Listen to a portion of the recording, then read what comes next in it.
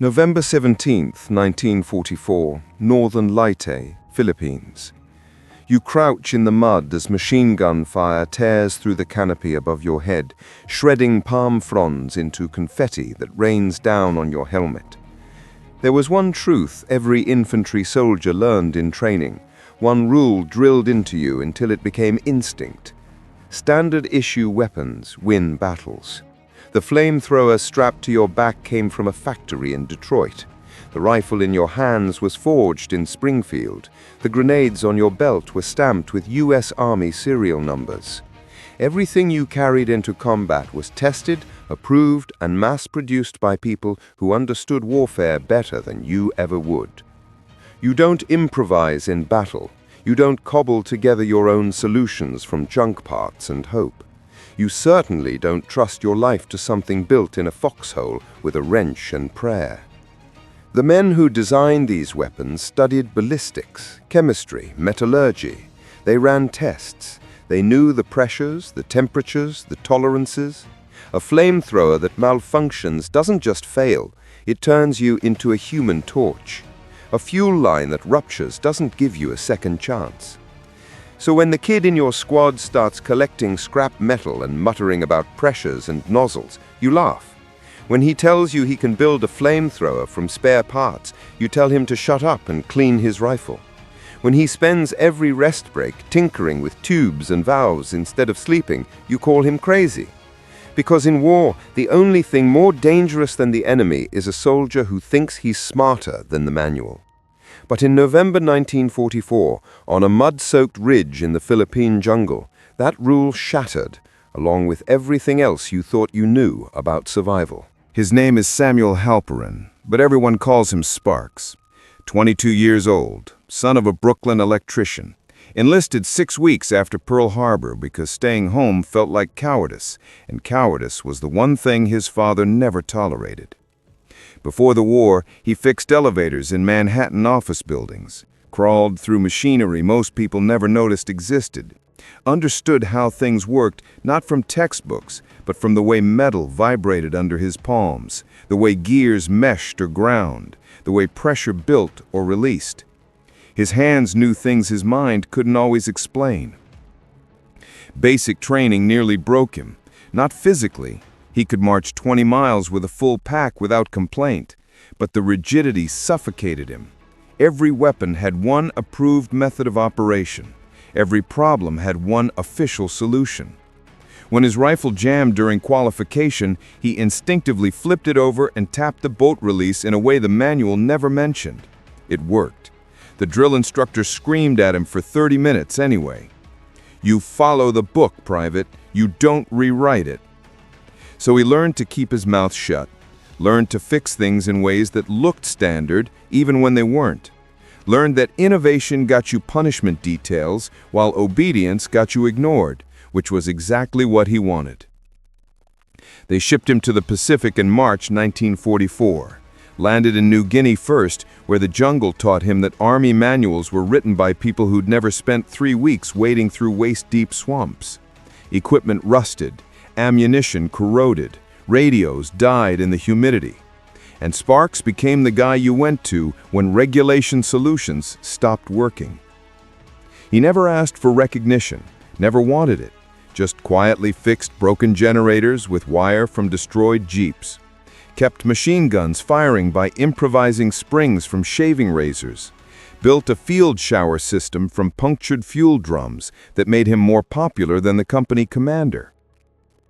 His squad tolerated him, appreciated him even, but they also mocked him, because while other soldiers carried extra ammunition or rations, Sparks carried parts, a coil of copper tubing here, a valve assembly there, screws, clamps, gaskets, fragments of things that might be useful someday. His pack rattled when he walked. Other soldiers called it his junk drawer, called him the scavenger, the pack rat. He never explained what he was collecting or why, just smiled that quiet smile and kept adding to his collection. By November, the campaign had moved to Leyte. The Japanese weren't retreating anymore, they were dying in place. Fortified positions, interconnected bunkers, fields of fire that turned jungle trails into killing zones. Every ridge gained cost blood. Every 100 yards took hours. And the flamethrowers kept breaking. Not from combat damage, from design flaws nobody admitted existed. The M2 flamethrower worked beautifully in testing ranges back in California, but in Philippine humidity, seals degraded, ignition systems failed, fuel thickened or thinned depending on temperature. By mid-November, your platoon had lost 3 flamethrower operators to equipment failure.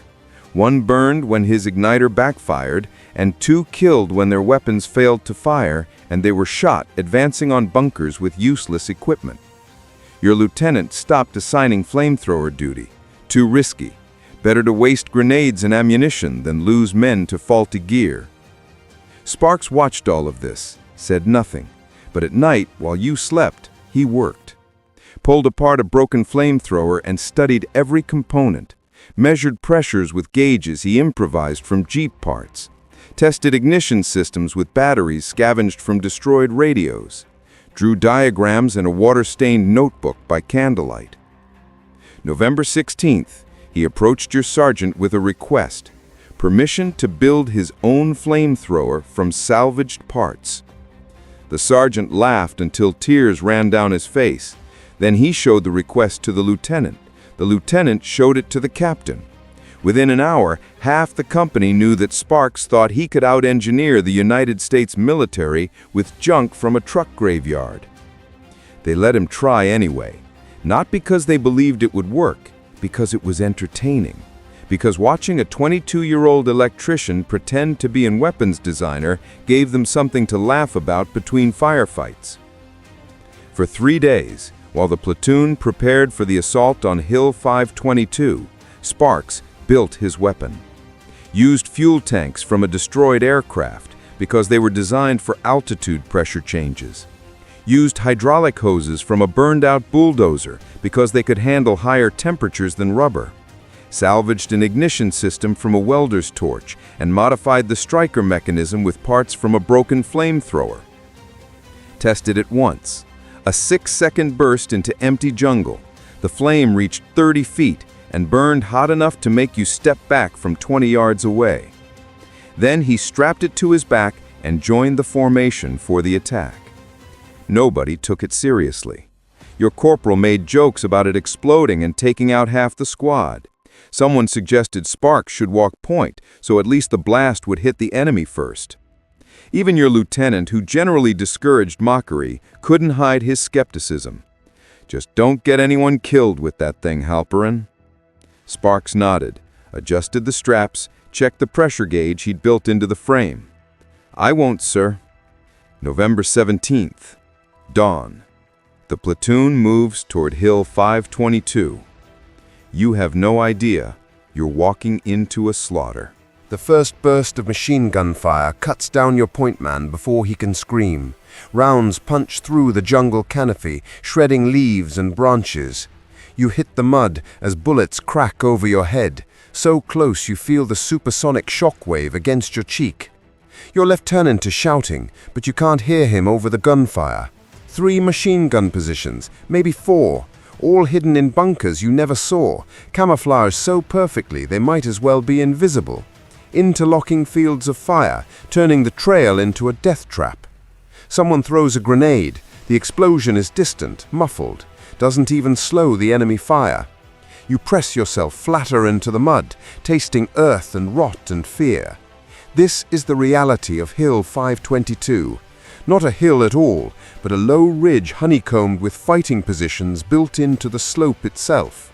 Logs, earth, palm fronds, firing slits barely 6 inches wide. The Japanese have been here for weeks, preparing, reinforcing, connecting positions with tunnels you can't see and won't know about until soldiers start disappearing. Your squad is pinned. 43 men spread across 80 yards of jungle, unable to advance or retreat. Automatic fire from 3 directions. Grenades gone or almost gone. The 2 flamethrower operators who were supposed to burn out these bunkers died in the first 30 seconds. One shot in the head as he tried to ignite his weapon. The other hit in the fuel tank, which ruptured, but didn't explode, leaving him screaming and crawling backward while pressurized napalm gel sprayed across the ground. Your lieutenant tries calling for support. The radio operator is dead. The backup radio is smashed. Artillery can't help because the bunkers are too close to your position. Any barrage that hits them will kill you too. 20 minutes pass, then 30. You're not gaining ground. You're dying by degrees, one bullet at a time. A soldier to your left takes a round through the shoulder and drags himself backward, leaving a trail of blood in the mud.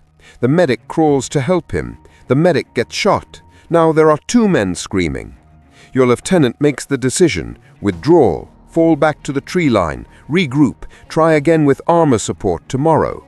Except there is no falling back. The moment anyone moves more than a few feet, machine gun fire finds them.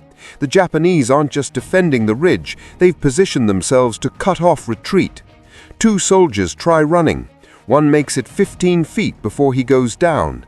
The other stumbles, falls, doesn't get up. You're trapped, pinned in place with ammunition running low and casualties mounting. The enemy knows it. They're not rushing you. They don't have to. They can wait for nightfall and overrun your position in the dark, or just keep shooting until you run out of bullets and can't shoot back. Your lieutenant is cursing now, shouting for ideas, anyone, anything. That's when Sparks moves.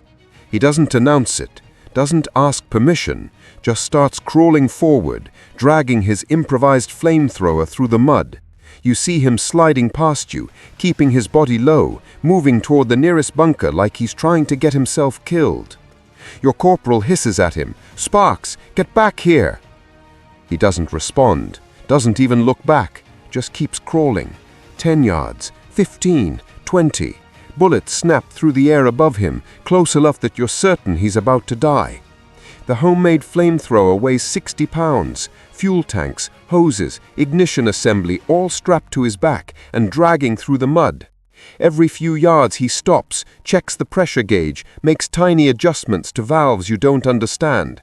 His hands are steady, deliberate, like he's back in Brooklyn fixing an elevator, instead of crawling toward his death under machine gun fire. 30 yards from the first bunker, close enough to see the firing slit now, a horizontal slash in the hillside.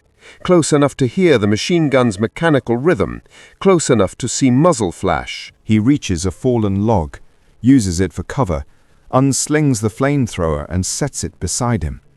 Pulls a wrench from his belt and adjusts something on the fuel regulator, tests the igniter. A single spark jumps in the dim jungle light. You watch this from 40 yards back, pressed into the mud, unable to help, unable to stop him. Part of you thinks he's insane. Part of you thinks he's already dead. He stands up.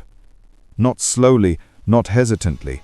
He rises to his full height behind that log, hoists the flamethrower, and aims at the bunker 30 yards away. The machine gun swivels toward him. You see the barrel tracking. See the moment the Japanese gunner realizes what he's looking at and starts adjusting his aim. Sparks pulls the trigger.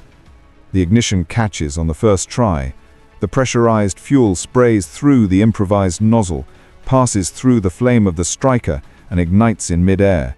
A jet of burning liquid shoots across the distance, 30 feet of hell moving at 15 feet per second. The stream hits the bunker entrance. Liquid fire pours through the firing slit like water through a drain. Inside, men are screaming. The machine gun stops. Smoke boils out of the entrance, black and chemical and wrong. The flamethrower runs for 8 seconds. 8 seconds of sustained fire, more than twice what a standard M2 delivers before overheating. The fuel mixture is different, hotter, more viscous. Sparks designed it that way, tested it that way. He releases the trigger. The flame dies. Smoke continues pouring from the bunker. No more gunfire. No more movement. The second bunker, 50 yards to the right, opens up on him. Sparks drops behind the log. Bullets chew through the woods, sending splinters flying. He checks the pressure gauge again. Still good. The fuel tanks are holding. The ignition system is intact. He waits. 10 seconds. 20. The enemy gunner fires in bursts, trying to suppress him, keep him pinned. Sparks counts the pattern. Burst, pause, burst, pause. On the third pause, he stands again. This time he's ready for the reaction. The machine gun swings toward him, but he's already firing. The stream of burning fuel arcs through the jungle, splashing across the hillside. He adjusts his aim, walking the fire toward the bunker entrance like he's watering a garden. The enemy gunner realizes what's happening too late, tries to pull back from the firing slit. The flame finds the opening, pours inside. The screaming is worse this time, higher pitched, more desperate. The second bunker goes silent. Your platoon is moving now, not waiting for orders, just reacting to the moment. Soldiers rise from the mud, rifles ready, advancing on the ridge. The third machine gun fires sporadically, panicked, no longer controlled. Someone throws a grenade. The explosion silences it. Sparks is still standing, still holding his homemade weapon. Smoke rises from the nozzle. His hands are shaking now, the adrenaline finally hitting him. But the weapon is intact. The fuel tanks haven't ruptured. The hoses haven't failed. He built something from junk that should never have worked, and it worked perfectly. Your lieutenant reaches him first, stares at him, stares at the weapon, opens his mouth to say something, then closes it again. The ridge is yours, the bunkers are burning, and 43 men who should have been dead are still breathing because a 22-year-old electrician refused to accept that the official solution was the only solution. The assault continues. You push forward, clearing positions. 2 more bunkers, both abandoned now, the defenders pulling back rather than face the flame. By noon, Hill 522 is secured. By nightfall, the engineers are building fortifications on ground that cost a dozen other platoons their lives in previous attempts. Total casualties for your platoon? 7 wounded, 2 dead. Without Sparks, that number would have been 43 dead and 0 wounded, because there wouldn't have been anyone left to wound. What no one realized at the time was that every officer in the battalion was watching.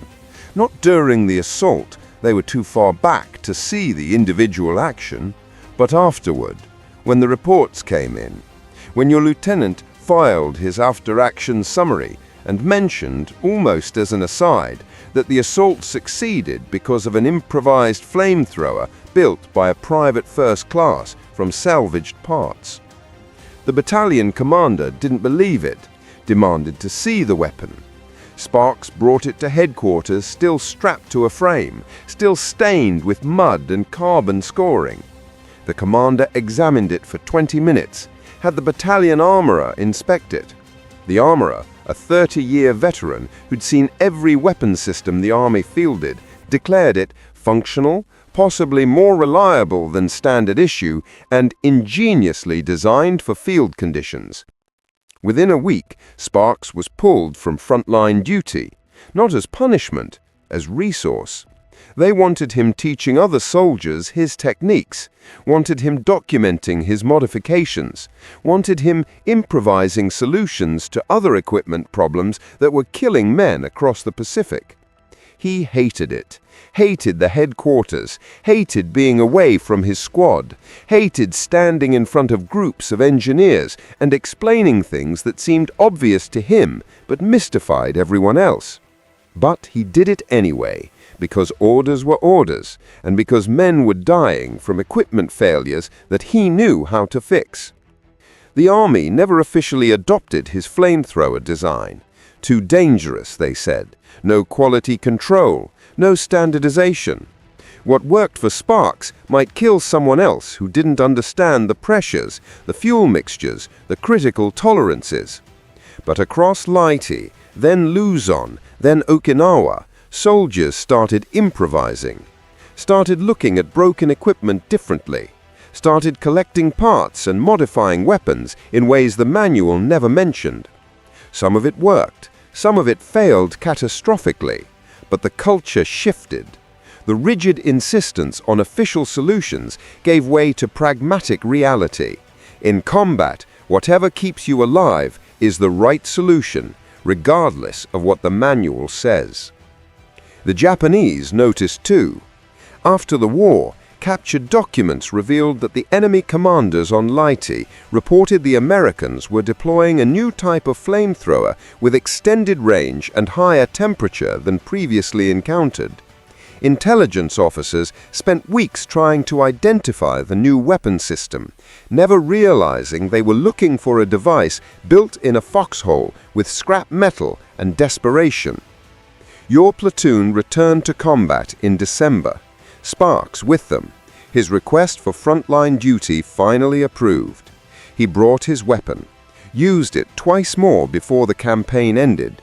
Both times it worked exactly as designed. Both times soldiers who should have died went home. He never built another one, didn't need to.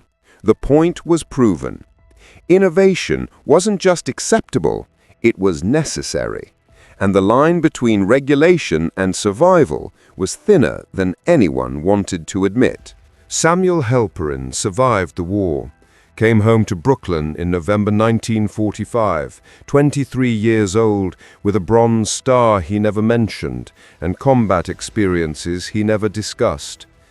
Went back to fixing elevators, married a nurse he met at a VA hospital dance, raised 3 children who never knew their father had once crawled through machine gun fire with a weapon he built from garbage. He died in 1998, 76 years old, in his sleep.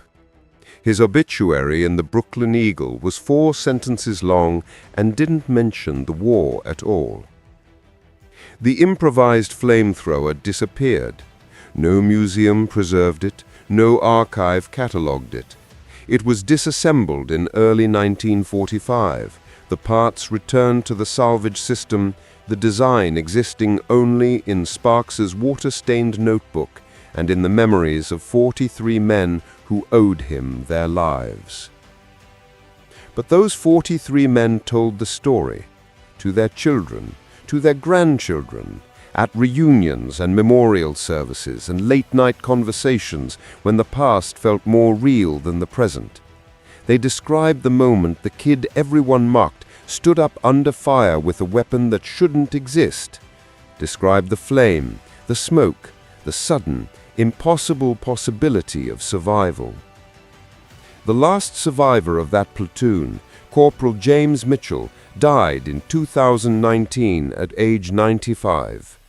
Before he passed, he gave an interview to a military history project. Spent 2 hours describing Hill 522, describing Sparks, describing the weapon. Everyone laughed at him, Mitchell said, called him crazy, called him the junk collector. But when it mattered, when we were about to die, he was the only one who had an answer. Not the lieutenant, not the captain. A 22-year-old kid with a wrench and the courage to try something no one said he was allowed to try. The interviewer asked if Sparks ever received recognition beyond the Bronze Star. Mitchell laughed, bitter, tired. He got to go home, that was his recognition.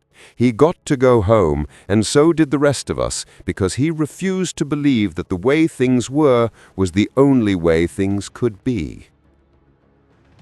This is the story of Private First Class Samuel Sparks Halperin, a soldier the Army never celebrated, a weapon the engineers never approved, a moment on a jungle ridge when the difference between survival and death came down to one man's willingness to improvise when everyone else insisted on following the rules. His name doesn't appear in most histories of the Philippines campaign. Hill 522 rates 1 sentence in official records, but for 43 soldiers, for their children and grandchildren, for every person who exists because those soldiers came home, this story is everything. Because in war, sometimes the best solution isn't the one in the manual. Sometimes it's the one built in the mud by a kid everyone mocked until the moment he saved their lives. If this story moved you, please hit the like button. It tells the algorithm this piece of history should not be forgotten. We're dedicated to uncovering the hidden human stories of World War II. If you'd like to join us, subscribe and turn on notifications. And tell us in the comments where you're watching from and whether your family has its own stories from the war. Thank you for helping ensure that Samuel Sparks Halperin and the 43 men of that forgotten platoon are not lost to time.